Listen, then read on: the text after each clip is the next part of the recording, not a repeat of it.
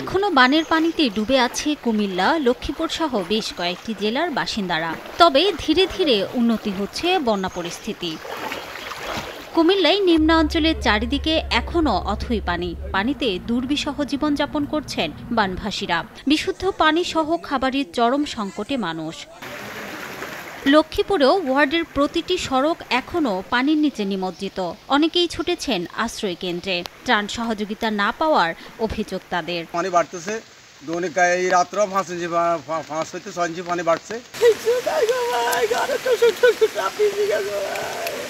আমাকে খোঁজ খবরও নেয় না। যেভাবে বন্যা নিমজ্জিত পানির ভিতরে আছি, সেই অবস্থা আমার এলাকা আসলে ফোকাস হচ্ছে না।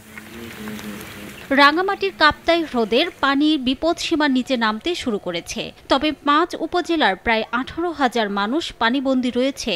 ডুবে আছে সড়ক, বাড়িঘর। দ্রুত ব্যবস্থা নেওয়ার দাবি স্থানীয়দের।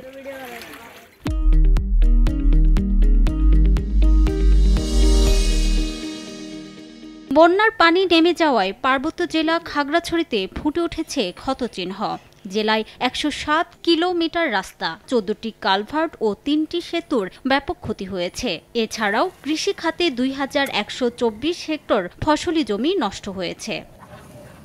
বান্দরবানে কেএনএফ সশস্ত্র সংগঠনের কারণে পর্যটন সংশ্লিষ্ট বিভিন্ন ক্ষেত্রে ক্ষতিগ্রস্ত ব্যক্তিদের মাঝে মানবিক সহায়তা প্রদান করেছে বান্দরবান সেনা রিজন। চাঁদের গাড়ি, CNG, hotel resort, tourist guide ও বোট চালক শ্রমিকদের মানবিক সহায়তার অংশ হিসেবে 448 জনের মাঝে 20 কেজি করে 9 মেট্রিক টন চাল বিতরণ করা হয়। রিমু সিদ্দিক, সময় সংবাদ।